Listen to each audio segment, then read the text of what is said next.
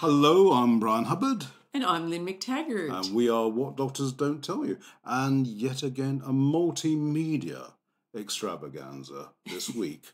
Not only do we have our usual podcast, not only do we have our vlog, but also Facebook Live, everyone. Hey! Yay! So, as it's an opportune moment, the latest issue is just out in the States and in the UK. The same cover for both. Right. Seemed a good time, Lynne, to Okay. tell us a bit about it. Sure, people are probably seeing that backwards. Oh, yeah. But it says how to switch off pain. And this issue is a really fantastic issue because it's got all kinds of information about pain, primarily back pain, but also joint pain. The lead story about it is an amazing story about the fact that most incidences of back pain are always considered mechanical. You know, something wrong with the way you're aligned with your spine or a compressed disc or something like that. But the latest evidence that's so amazing shows that in many, many cases, this is a case of a bacterial infection. There's infection right in the spine, and that's causing the pain. And not only that, there are some simple solutions, one of which is incredibly injectable ozone. That's having amazing success. So please, read all about it. We're also doing, besides back pain, we've also got an article by two amazing doctors who have studied and worked on and helped to treat successfully pelvic pain. Now, that's a problem, believe it or not, Bryan, that affects both men and women. And doctors don't know how to do anything for this. And these guys have found a really successful 3-part plan for getting rid of most pelvic pain. And finally, on the pain theme, we also have a story, How I Beat Ankylosing Spondylitis, which is a really nasty arthritis of the back and joints. And it is usually considered incurable. People who have it are often told you can expect to end up in a wheelchair. And one of the people that we interviewed, who is just so fantastic, decided not to take that kind of life sentence and took it into his own hands and cured it with diet and supplements. So again, read all about it in this issue. And the issue also looks at alcohol. How much is safe for us to drink, if any? And this is in response to a UK government report, which is actually the most party pooperish of them all, saying that no amount of alcohol is safe for us at all. So we review that and come up with some quite interesting conclusions. So that's well worth a read. Yeah, and it's by a guy called Tony Edwards, a very seasoned journalist who has written a book called The Good News About Booze. And he is really an expert now on, safe levels of drinking, and that it actually, in many cases, when it's handled safely, is actually good for your health. So worth a read. And I think you're doing a piece on arrhythmia and heart problems and the unsteady heartbeat, which I think is really worth reading. And every month I do a little essay at the back of the book, which again is in this issue, which, as I say, is just out today in shops across the UK and the US, in which we discuss the discovery of the second largest organ in the human body, which medicine has never realized was there before. And they say, well, actually, it does explain things like acupuncture. So, a good read for everyone. Hope you do pick it up. And you can also join our community if you haven't already done so. And we've got a giveaway at the moment, 3 health facts which you can start introducing into your life as of today and start seeing a difference. And that's yours to take away today if you join our website, which is WDDTY.com, and then /giveaway, GIVEAWAY, WDDTY.com /giveaway. Include your email details and we'll send you the 3 super duper health tips. And as always, these are not all the usual things that you find on the internet. We've got a team of really seasoned journalists who research these kinds of things and find out up-to-the-minute stuff that you can't find anywhere else. Okay, well, look, we're going to get on with the podcast, but all you Facebook Livers, thanks for joining us today, and we'll catch up with you again soon. Bye-bye. Okay, well, medicine prides itself on being a science, but, of course, it's as much to do with fashion as anything else. And, we've seen that with things like blood pressure levels, which have been all over the place in the last 40 years. But I'm also old enough to remember when eggs were once seen to be good for us, and then they became extremely dangerous, and that any sort of dairy, eggs, high fat, anything was going to fur up our arteries and kill us. And for many people, eggs have been off the breakfast menu forever. And a new study has come out and said, well, that was a complete waste of time, because actually eggs don't cause cardiovascular disease. But better than that, they could actually help protect it. So we've gone from this evil thing that is furring up our arteries to something that actually protects us against heart disease. And goodness knows what they'll come up with next. But that's where we stand right now. But people who eat at least one egg a day halve their risk of cardiovascular disease, which includes both stroke and heart attack. And, I don't know, what do you make of all that, Lynne? Well, I think that this is just so frustrating, because it's still, in many places, when you travel to a hotel in America or Canada, as I just did, they'll say healthy option, and it'll be an egg white omelet. Right. They want to take out the yolk, which is really the healthiest part of the egg, and they will, and oftentimes the less allergenic part of the egg. And so there's still this myth going on about high cholesterol foods causing cholesterol. And that was the big false trail that we've followed for many decades, based on terrible, faulty science. This all came about from a study that supposedly looked at heart disease in 7 countries. But had the researcher included all of the countries, he would have found that the food cholesterol made no difference in terms of heart disease.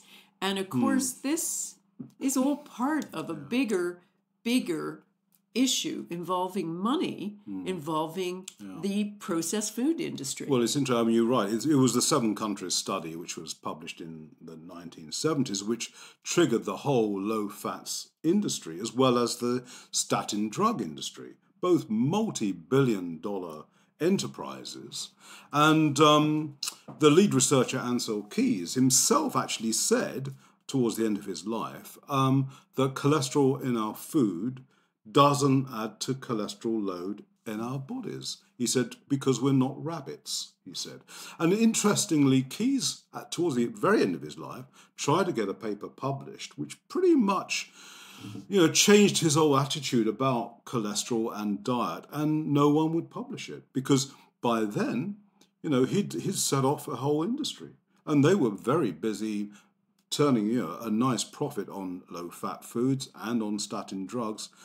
And this complete nonsense was allowed to run. And of course, for many, many people, it meant they were on a processed diet, because a lot of low-fat foods are processed. And that's a much bigger danger. It's a much bigger contributory factor to cardiovascular disease than anything else. It goes back to John Yudkin, who was really one of the first to write about the real problem with heart disease being sugar and many, many other degenerative diseases, and not cholesterol. And he was ridiculed, attacked, bullied in every way, as were other early seers saying basically, hey folks, it's sugar, it's processed food.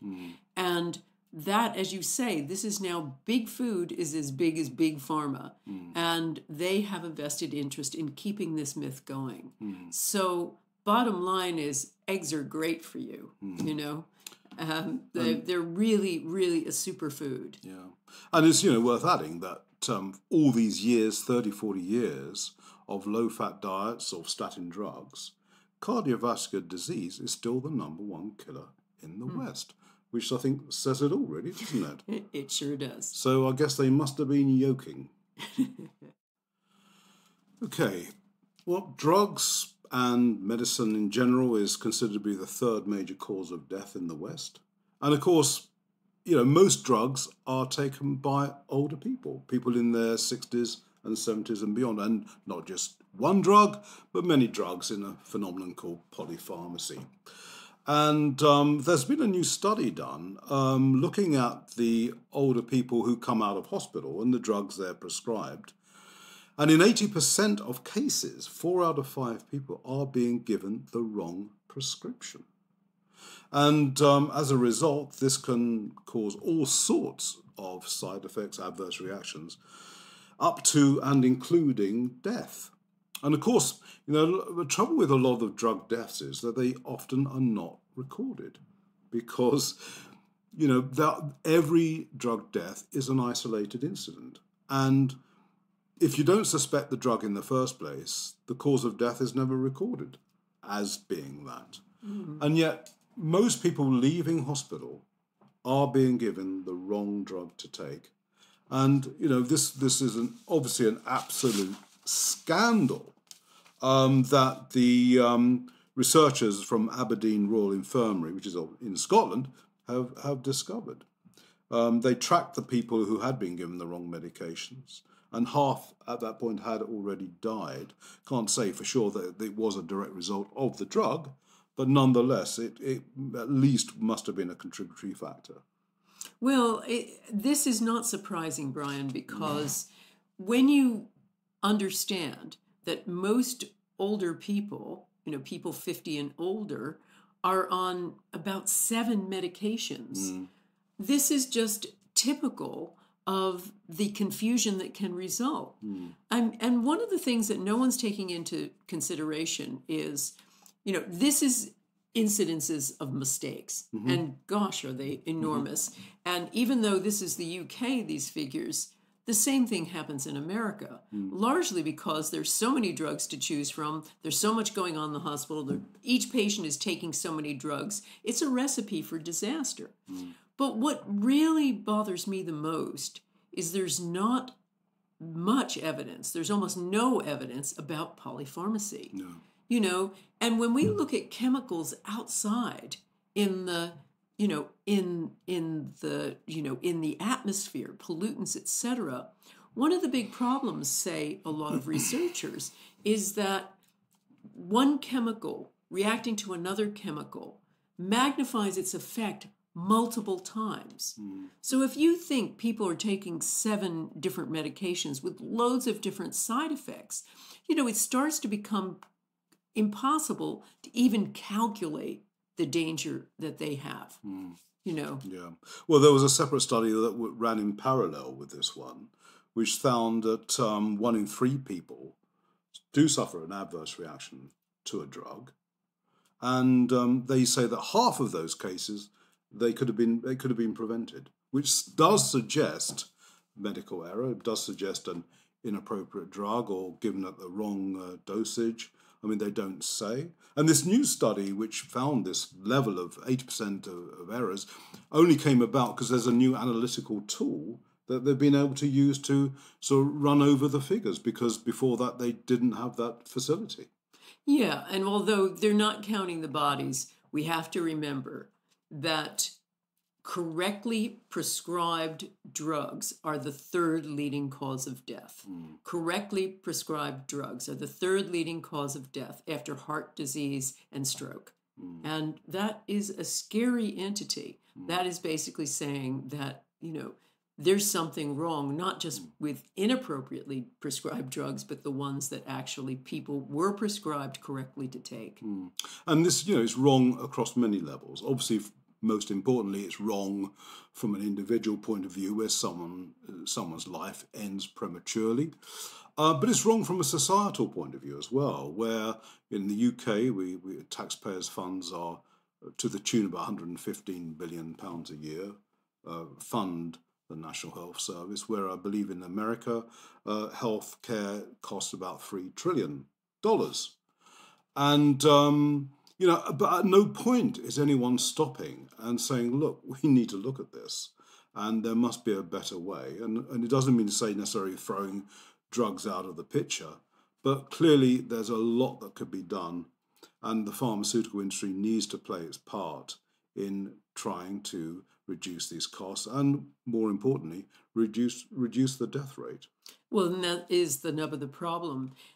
We've got somebody providing the tools of the trade where it's a for-profit situation. And so really we need the doctors, we need the hospitals, we need the National Healthcare Service in the UK, and in America, the insurance companies to start looking at this and saying, wait a minute, we're just spending way too much on inappropriate drugs. And that's where the big costs go all the time. Okay, someone gets a fever. What's the first thing a doctor is trained to do? Bring it down. Bring it down. Bring down the fever very, very quickly, and they'll do whatever they can to do that. And it actually is not the best thing to do. A new study has discovered that fever is the body's natural defense against a range of diseases that you'd never guess, such as cancer. If someone's had a fever, I remember this from a study from years ago from Italy, that someone who has a fever, has had a fever in the previous 5 years, is far less likely to develop cancer.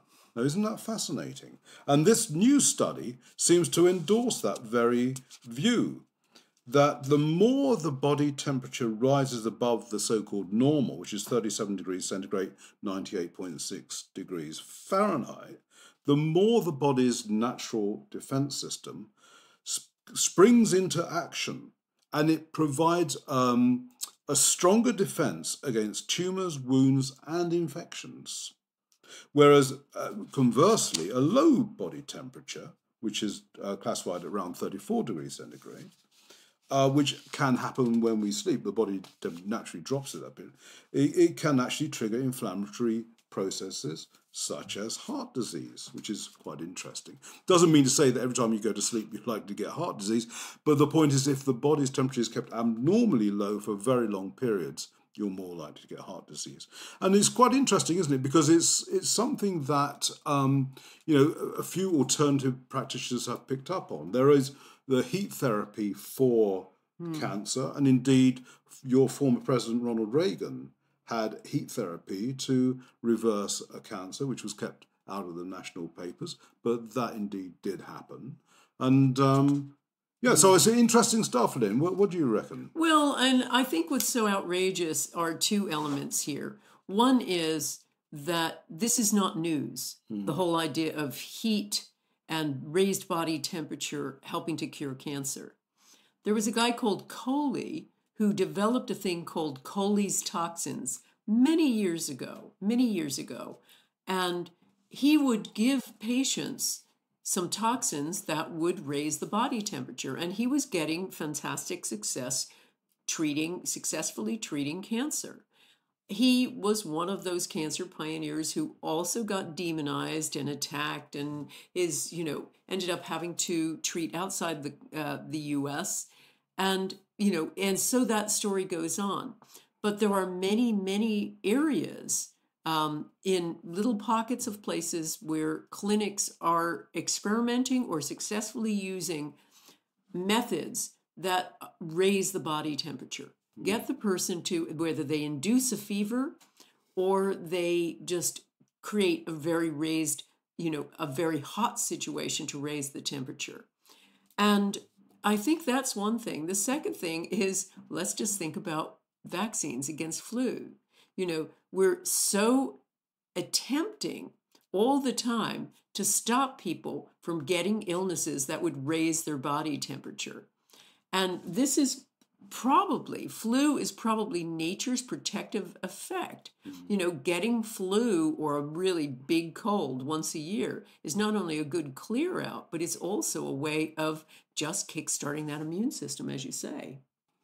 Okay, when people do medical research, they often come away saying, you know, this vitamin doesn't work, there's not enough, there's no evidence for it, waste of money, and all the rest of it. And it's usually because medicine doesn't get it, doesn't understand vitamins or vitamins. Because what they invariably are testing are the cheapest possible ones that you can get your hands on. And, you know, frankly, a lot of this stuff, you might as well throw away the contents and eat the cardboard. It really is that useless. If you are going to be serious about your health and nutrition, you've got to buy the good stuff. And they never test the good stuff. I don't know why they don't. Maybe they don't want to have a positive result. And I'm not sure what the reason is, but why they don't. Maybe they don't have the money. I don't know. But anyway, all the time they're testing the wrong stuff. And, you know, and yet again, the researchers from University of Toronto have come up with the conclusion that popular multivitamins and vitamin D and C just don't have any protective qualities. There's no point in taking them. And they said there's only exceptions where the B vitamins and folic acid. I know you've got something to say about that in particular, Lynn. But what do you reckon to all that latest study? Well, I mean, this is, you know, what happened with a number of studies that were big scare stories about vitamins. Some years back, they were basically saying vitamin E is not only not protective against heart disease, but it actually causes it. And they were using very low levels and also cheap levels, cheap materials with the vitamin E they were testing. So that's another trick. It was worth just they're also using smokers.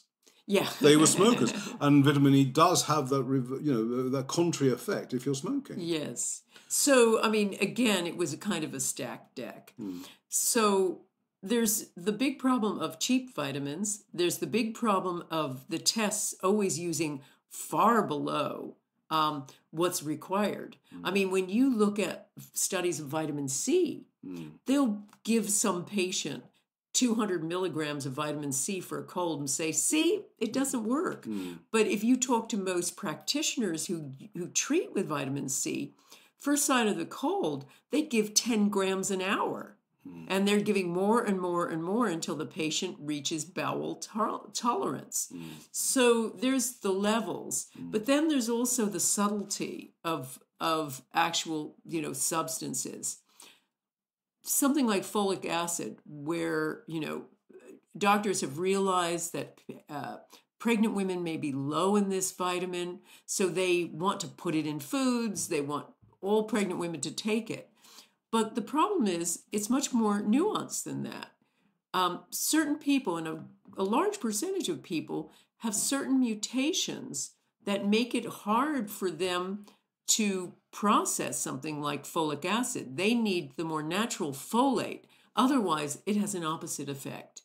So the bottom line is, Bryan, you need to know what you're doing. And one of the really scary parts about this is Big Pharma, more and more, is buying up vitamin companies and producing cheap and nasty versions of vitamins that they sell in drugstores.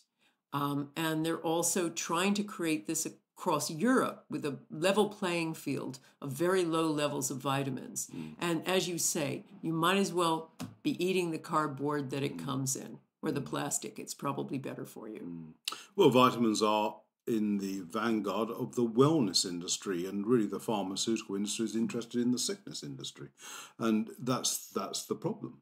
And with this business of RDA, Lynn, the recommended daily allowance, I mean, it's based on the minimal amounts to prevent disease. And I think one of the models they actually adopted for C was to prevent scurvy. Well, scurvy is the last stage of the human body before it's dead. And so you're talking about the absolute minimal amounts to keep life sustained, as opposed to what we're talking about is wellness, is flourishing health and wellness. I mean, thankfully, there's so many innovative vitamin companies that are producing really quality products. But it does really behoove you to, when you are looking for the right vitamins to take, is perhaps consult an integrative specialist, and that means, a naturopath or somebody with a really good knowledge of nutrition who can talk to you about the right dosages. And of course, our magazine gives dosages every month when we're writing about specific illnesses. But you need to take enough, and you need to take stuff of good quality.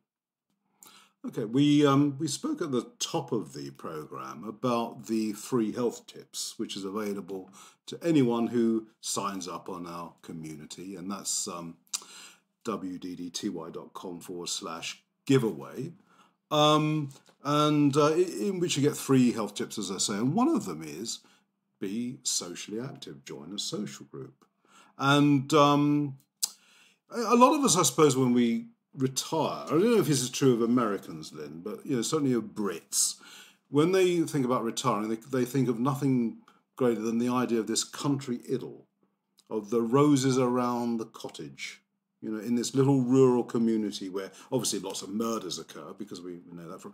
But apart from that, it's a place to retire, quiet and all the rest of it. And a new study has come out and said, that's just about the very worst thing you can do. You've got to stay socially active. You've got to be in a community, because that's what keeps the old neural circuits firing in your brain and keep you mentally sharp and free of Alzheimer's and dementia, And so the last thing you should be doing is actually becoming isolated. Well, and I think what's so interesting is when you look at all of the evidence about community, it's kind of the best vitamin pill you can take, because we find, looking at the evidence, that being socially active, having a community, being connected, prevents you from getting stroke, all kinds of other illnesses, heart disease, even the common cold. Studies of heart disease demonstrate that half of the patients who get heart disease are simply lonely. And there's also some really amazing evidence from Harvard demonstrating that if you join a group next year, just one group, whether it's a book group, bowling group, any kind of group like that, you will literally have your chances of dying. That's how important this community stuff is. And, there's another really interesting issue about community that is so powerful. They did a study looking at Americans who had depression versus communities in the Far East who had genetic predisposition to depression. So they were more likely to get depression than the Americans. That's not what they found. They found that these people were protected in the Far East, even if they were supposed to get depression, their genetic coding said they were likely to do it, because they had really close-knit communities. And that is, you can find that oftentimes with these kinds of communities, it almost doesn't matter what they eat. Doesn't matter, whether, and they certainly found that with Japanese people, transplants to the U.S. Some got heart disease, some didn't. The Japanese don't usually get heart disease, even if they smoke. And when they looked further and drilled down further, they found didn't matter what they ate, whether it was Big Macs and fries or tofu and sushi. What mattered, and the only thing that mattered, is whether they had a strong, tight community. And just worth saying, just as an aside, that we are recording this in a basement beneath an elephant compound. So there's a lot of thumping noise above, which you may be picking up. But our excellent sound engineer, Buster Manson, is doing everything he can to reduce the sound of the elephants. But of course, we can't. He's only human after all. So there's only so much he can do. But anyway, going back to this whole subject of isolation, it's worth saying to our listeners that we do wear many hats. But if you're from the tax office, we don't wear many hats. And one that Lynne wears is your extraordinary work outside of what doctors don't tell you, which is the power of 8 and the work on intention, and how People working together in a group as a small community have not just prevent Alzheimer's, they have extraordinary healing effects, both on themselves and on the person for whom they're intending. And I know this is not the time or place, but I thought we should give Lynne a plug here. Power of Eight, an astonishing book. Softback's going to come out this September. Look her up on the website. But truly, miracles are happening, Lynne.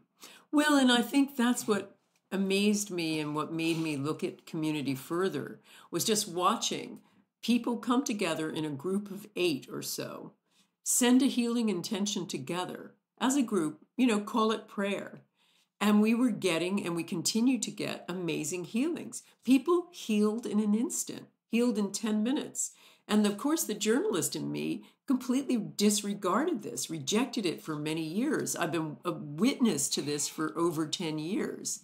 Until it became overwhelming and we started doing scientific studies on it. But it just goes to show that the best thing you can have is a community, and even better, as Bryan says, put them together, have them send a healing intention to each other, and watch what happens.